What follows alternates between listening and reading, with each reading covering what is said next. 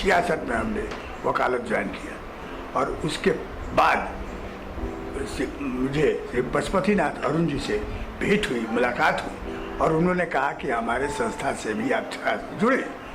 और उनके रिक्वेस्ट पर और उनके आग्रह पर और उनके बुलावे पर मैं कई बार यहाँ के बैठकों में आया हूँ, ये मयूर कला केंद्र के बैठक में, और उसमें आया हूँ और उसका कई कार्यक्रमों में मैंने भाग भी लिया है। मैं मयूर कला केंद्र का स्थापना के समय से सदस्य हूँ।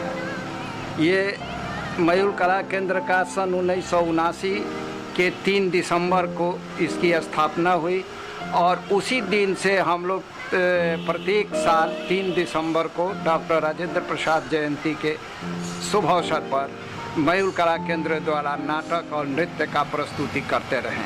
ये जब मयूर रेडियो केंद्र छपरा में खुला तो हम लोग बहुत ही गौरवान्वित हुए और ये सारण जिला ही नहीं, ये पूरे प्रमंडल के लिए गौरव की बात है कि मयूर कला केंद्र छपरा के इस मुख्यालय में स्थापित हुआ है और इसमें सभी कलाकार आते हैं और अपनी अपनी बातों को करते हैं।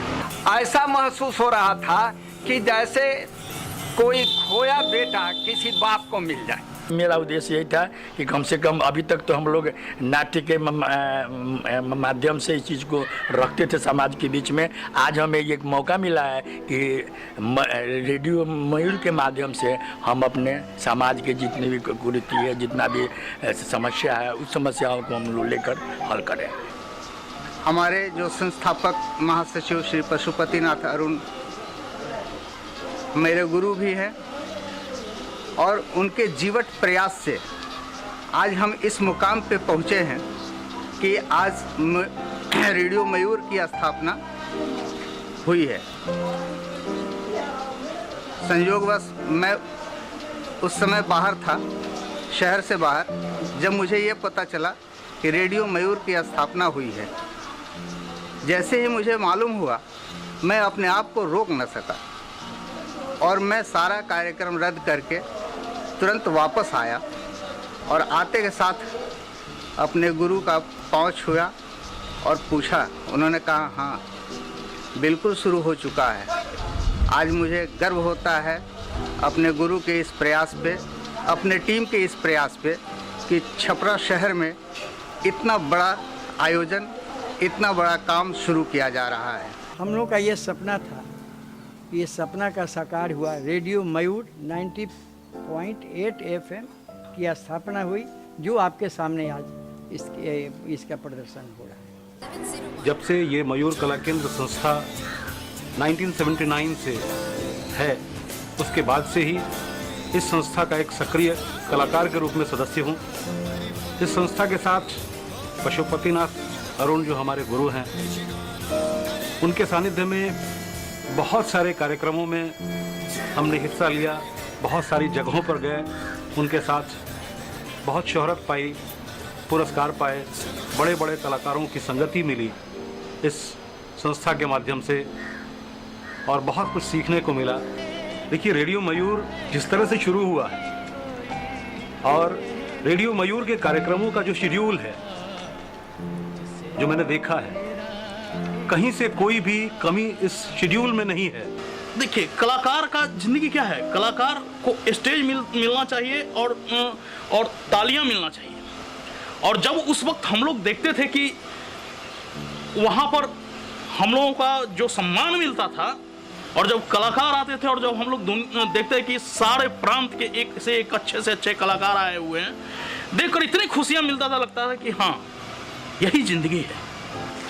बहुत अच्छा लगा कि ऑक्सीजन की कमी थी, अब ऑक्सीजन मिल गया है। ये मयूर कला केंद्र का ही देन है और हमारे कलाकारों का ही देन है कि आज मैं अपने जिले में, अपने सारण डिस्ट्रिक्ट में रेडियो मयूर 90.8 FM की स्थापना किया मैंने।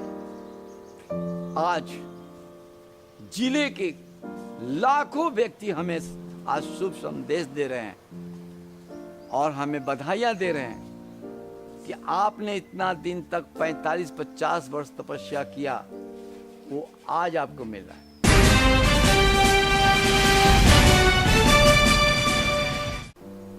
मुझे याद है जब मैं लास्ट दिसंबर इंटरव्यू के लिए आया था तो मेरा आरजे के लिए सिलेक्शन हुआ, तब मुझे अपनी कमियों का पता चला। मैंने काफ़ी मेहनत की और अपनी कमियों को दूर किया। वो कहते हैं ना, first impression is last impression.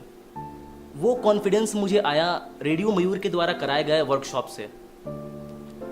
उसके बाद मैंने हर कदम अपने आप को और ज़्यादा इम्प्रूव किया और अब मैं कह सकता हूँ कि I am proud member of radio Mayur. एक रोज़ फेसबुक पे ब्राउज करते हुए मैंने देखा कि छपरा की एक जो बहुत बड़ी संस्था है मयूर कला केंद्र, उसने एक नई शुरुआत की है और सारण वासियों को रेडियो मयूर 90.8 FM का सौगात देने जा रही है। फिर क्या था, मैंने सोचा मुझे भी इंटरव्यू देना चाहिए। मैं भी पहुंच गया इंटरव्यू देने के लिए। सिलेक्शन हुआ, ऑडिशन हुई, बहुत कुछ हुआ और फाइनली अब मैं रेडियो मयूर से जुड़ चुका हूँ और यहाँ हर रोज़ जो सीखने को मिलता है ना, वो भाई लाइफ टाइम एक्सपीरियंस है। रेडियो मयूर से जुड़कर मुझे बहुत अच्छा लगा और आज भी जब मैं रेडियो मयूर की स्टूडियो में जाता हूँ तो मुझे रिकॉर्डिंग के समय ऐसा नहीं लगता कि मैं किसी खास काम से यहाँ बैठा हूँ। मुझे लगता है कि मैं बातों ही बातों में रिकॉर्डिंग कर ले रहा हूँ और मज़े में रिकॉर्डिंग होती है। वक्त कब बीता पता ही नहीं चलता।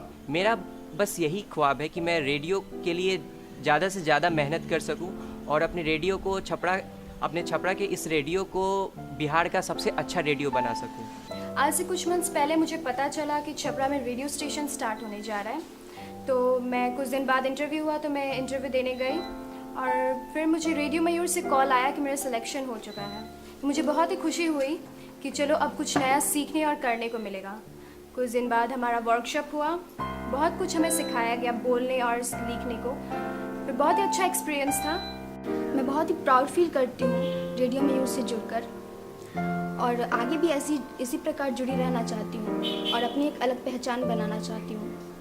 तो मैं भी सुनती हूँ और आप भी सुनते रहिए रेडियो मयूर 90.8 FM, सुने अपने दिल की आवाज़। प्रणाम, हमारा नाम रोशनी है।